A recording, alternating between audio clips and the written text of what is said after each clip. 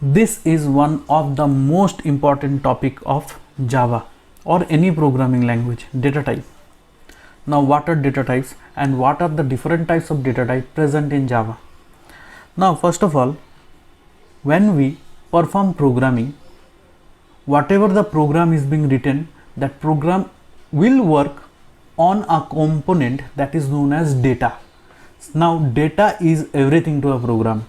When we give data, the program accepts that data, process the data and then give us the output, that is known as information that we require. Now data can be classified in many categories, right?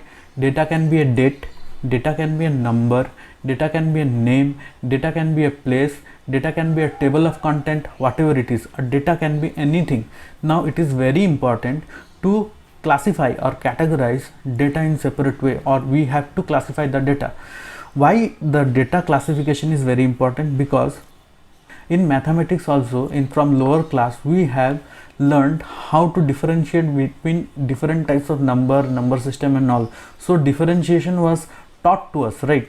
So why differentiation was taught to us? So that we can know a particular thing or know a particular number more neatly or cleanly. Over here also, categorization of data is very much required, because computer doesn't have the ability to think by itself. So we have to provide a way or a mechanism by which it can differentiate between two given inputs.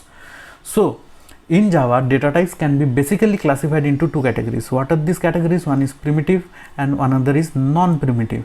Now in primitive, we will be concerned regarding the primitive as we are the beginners. Primitive is further categorized into two types, that is numeric data type and non-numeric data type. Now under non-numeric, characters and boolean comes. Now you have to notice one thing in the presentation. I have given char or char, whatever you say, char, that had been placed within small cases. That means it's a keyword and it have to be placed in such a way only. Boolean had been placed also in small cases. It's a keyword, it have to be placed in such a way only. Now under numeric type, it had been categorized in two categories, that is integer and floating point. The basic difference between integer and floating point is, integers are those numbers without any decimal point, floating points are numbers with decimal point. This is the basic difference. Both can have negative and positive numbers. So when we say integers had been basically classified into bytes, short, int, long. That means it had been placed in ascending to descending order of their size. So the highest integer is long, after that int, after that short and byte, and floating point, under that float and double comes. Double is the largest floating point number. Okay, under non-primitive type, class, array and interface is there. This particular chart you need to keep in mind to know regarding which data types, what are non-primitive, what are primitive data type and all, and their differences. Now since we have seen the differences, we have to know regarding this particular data types in bit details. Now what are these details? I will be showing you. When we say regarding the data type concept, every built-in data types have some properties. What are these properties? When we declare a data type, or when a data type is declared for certain data, it occupies certain amount of memory space. Now what is this memory space, or how much amount of memory space is occupied, depends on the type of data or type of data type. Now here a table had been shown. In that particular table, we have classified these data types under the category of data type, its size and description. Now size had been given in bytes. You might need to convert these bytes to bit also. Just for a calculation purpose, I will be telling you 1 byte equals to 8 bits. So it would be easier for you to calculate in bits also. Why I am telling you this? Because sometimes in board examination, question comes and they ask to write the size in bits. So it is very important to know how to write the concepts in bits also. You remember in bytes, just multiply that byte value with it, you will get the bit calculation. Now whenever a data type had been declared with the a variable had been declared with the byte type, it stores or it occupies 1 byte of memory space. Now the range, it is not necessary to remember the range if you have the potential to remember, I don't have any problem with it. So it is generally not required, but if you can remember. So the range of this particular byte number system is -128 to +127. Short, then comes the concept of short. It has 2 byte memory space, so it can occupy -32,764 to +32,767. Integer, it occupies 4 bytes of space. The range is given. Long, it occupies 8 bytes of space. The range is given. That's why I have told you long, it reserves the largest amount of memory among int, and it also has the largest range of storing data. Now float byte, 4 byte memory space it consumes. Over here the details had been given, and double 8 byte memory space is consumed. Now Boolean, only 1 byte, 1 bit is actually in use. Actually over here it has told that 1 bit, the byte size of Boolean data type is 1 byte, so 1 byte means 8 bit, right? Now Boolean value is either true or false. True is represented by 1 and 0 is represented by, and false is represented by 0. So 0 and 1 represents representation requires only 1 bit. So 1 bit is in used and rest 7 bit is reserved by the system. So it is clear. So once again I am telling that Boolean data type actually has 1 byte of storage capacity, that means 8 bit. So it stores either 1 or 0 in it. So there is no necessity of giving this 7 bit of space to it. So it generally provides only 1 bit for the storing of 1 and 0. So true and false, it represents true and false, and rest 7 bit is system reserved. Now character also occupies 2 byte of storage. Java provides the concept of standard default values. Now depending on the data type, these values are provided. So byte, the default value is 0 of byte type. Short, default value is 0 of short type. Int, default value is 0 of integer type. Long, default value of 0 of long type. So you have to notice that particular thing. Besides 0, capital L is represented. That L will represent that this particular value is a long value. Float, 0.0 small f. So this f represents float. Double, 0.0 d. This d represents double. Character is represented by null or /u 4 zeros. Boolean, the default value is false. Reference is always null. These are the standard default values that is used by Java depending on their data type. When we have discussed regarding this particular topic, data types, another important topic related to data type is a type conversion. Type conversion means interchange of one type or one built-in data type to another built-in data type. So this particular process is known as type conversion. So we can say that the process of converting from one built-in data type to another is known as type conversion or typecasting. Generally they are of two types. One is implicit and another one is explicit. Implicit means automatically, that is done by the Java itself or the system itself. We don't have to perform any manual thing, or forcefully we don't have to do anything. So the implicit conversion, it is possible to assign a value of one type to a variable of different type without cast. That means without any casting, that Java performs by itself. Java does the conversion automatically. This is known as automatic type conversion. It is also known as cohesion. This particular thing is very important. You need to know this particular term because sometimes question is asked what is cohesion. So cohesion is nothing but implicit typecasting or automatic typecasting. See, one example is given. So over here byte b is given and the value is 75. Now this b, value of b is 75 and its type is byte, right, is converted to, or it is assigned to a. But what is the data type of a? That is integer. That means when b is giving its value to a, now that particular value 75 is being converted to integer. So this is automatically converting. The system converts by itself. Such type of conversion is known as cohesion or automatic type conversion or implicit type conversion. Now the most important thing over here we have to see over here is, now the byte had been, this automatic type conversion is successfully done whenever the source to destination, means conversion of data type, is done from lower type to an higher type. So there won't be any problem. So there is no issue of converting an higher type to lower type also. It is also able to perform, but the problem will occur is the loss of data will be there. There might be a loss of data or loss of information might be there, because smaller data type cannot accommodate the value of higher data type. That is the main reason. Now automatic, over here one note had been given, automatic type conversion is possible if the destination type has enough precision to store the source value. That is the thing. If the source value is smaller than the destination value, there is no issue in this type of data type. It will take place very means flawlessly. Explicit type conversion. Now this is also same type conversion, but that is not done automatically. Programmer forcefully or intentionally, or not intentionally, I will say, the programmer forcefully do this particular thing.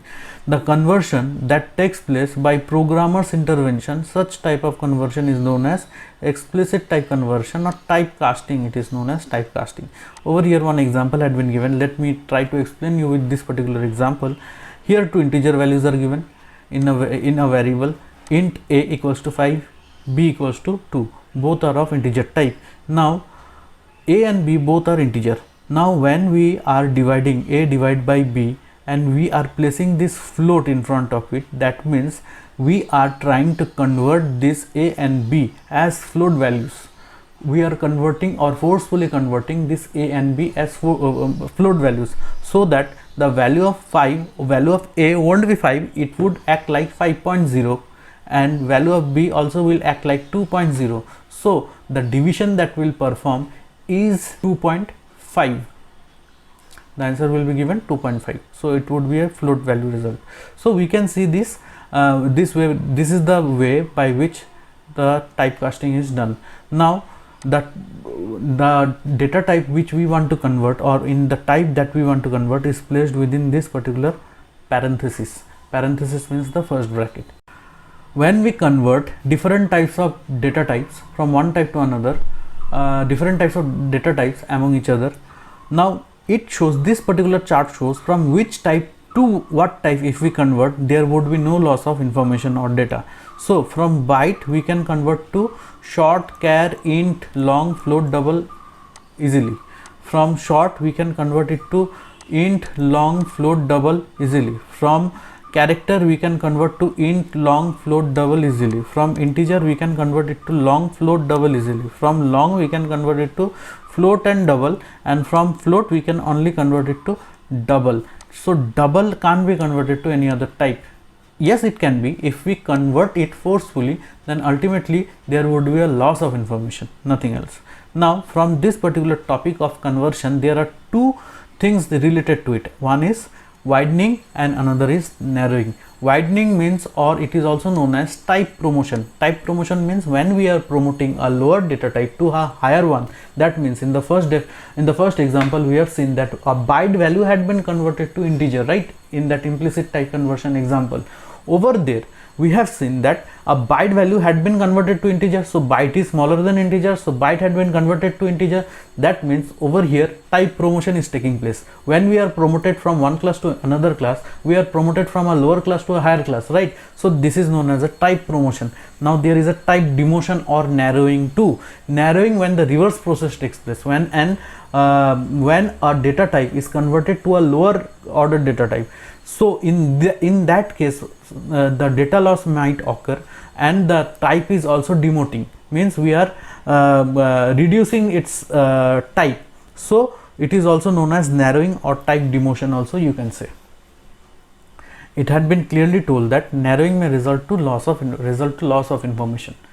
So it's very natural. Suppose if there is a float value, the value is, suppose the value of pi 3.141, it's the float value. Now if we are converting it to integer, it will only have the 3 point part, it will not take. Why? Because integer cannot take the part of the point. So ultimately what is being happened, the data is being lost, we are only left out with 3. This is known as type demotion or narrowing. Now this is one of the most important topic that is related to variable also.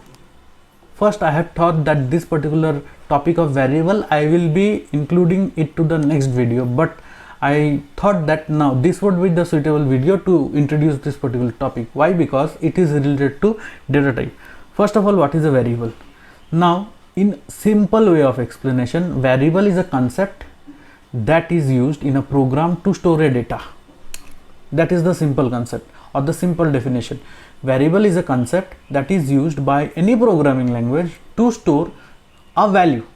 Now whenever we talk about the concept of storing, then memory comes. Without memory, storing is impossible. Now over here we are talking about the primary memory of the computer. Now when we declare, actually to explain this particular concept, let us see. Let us consider this is our primary memory. This primary memory looks like a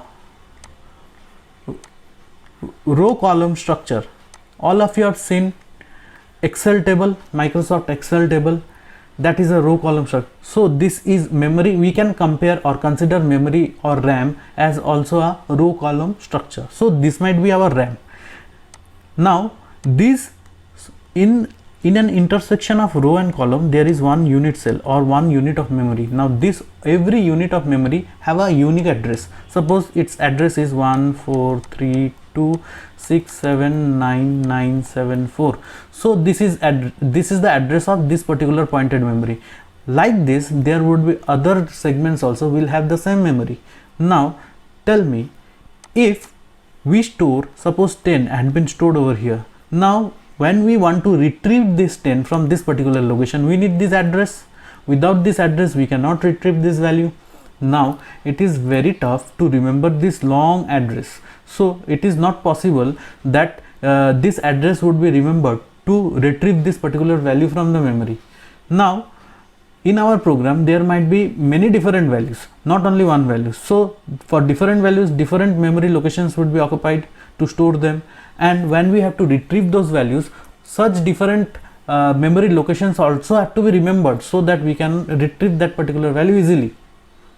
So it would be very tough for us to remember such type of address. Now what is the most easiest way to not remembering this address? That is, we will not remember this address at all. Now what we will be doing, we will be rather naming this address with a name of a variable that is given by us. Suppose A. Now I have named this particular address with my given name, that is A.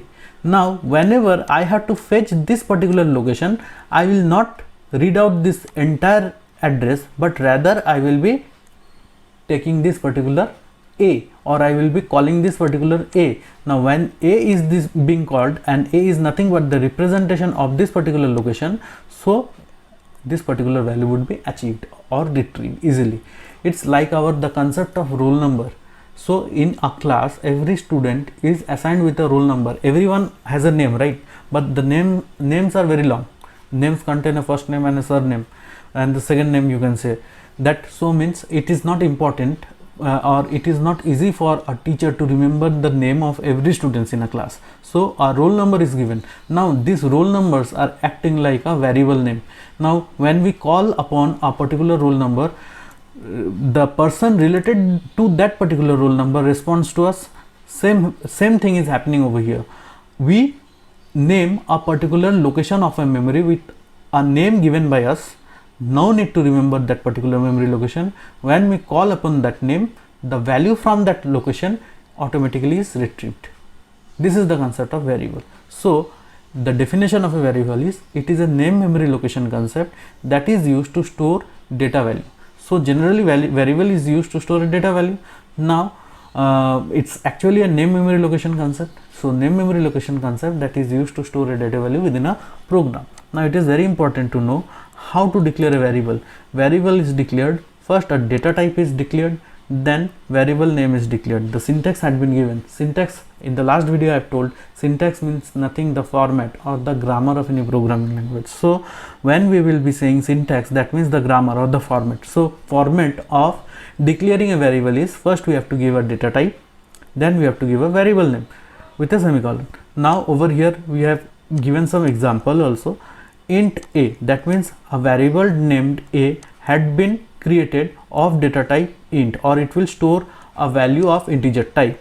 A variable named b will store a value of floating point type. A variable named c will store a value of character type, and it will also tell, depending on the data type, how much memory space have to be occupied. Means whenever the integer variable would be declared, 4 byte of memory space would be given to it.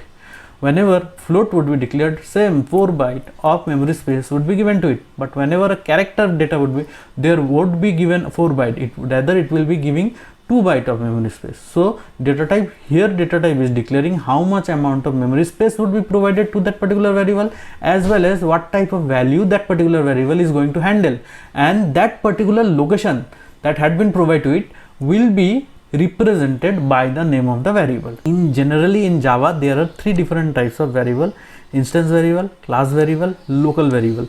Now the differentiation of instance, class and local variable are done with 2 common properties of all the variable, that is the scope of a variable and lifetime of a variable. This won't be scope, rather this would be lifetime. This would be lifetime of a variable. Now scope of a variable refers to the visibility of the variable, that means how far a variable is accessible within a program, and that means how far, up to which portion of program a variable would be accessible, or you can use that particular variable. And lifetime means it tells the duration of the time that variable will occupy the memory space. So generally once the usage of the variable is over, it deallocates the memory, but that is the lifetime actually. So generally lifetime of a variable defines how much moment of time that particular variable is catching hold or reserving that particular memory segment. So these 2 property of variable defines whether it is an instance variable, class variable or local variable. Remember, there is no concept of global variable in Java. Thank you everyone. With this I will be ending this particular video. If you have any queries regarding the video or regarding any topic of Java, in the description box Telegram link would be given. You can use that particular Telegram link to join the Telegram channel and place your queries, questions over there. I will try to give my solutions, or I will try my level best to provide the solutions over there, or I will be providing an email ID on the description box also. Whatever the question you are having, you can mail to that particular mail ID. All the solutions I will be providing you over there. Please do subscribe the channel, like the video, share the video and also comment on it so that we can introduce more videos, and also share the video.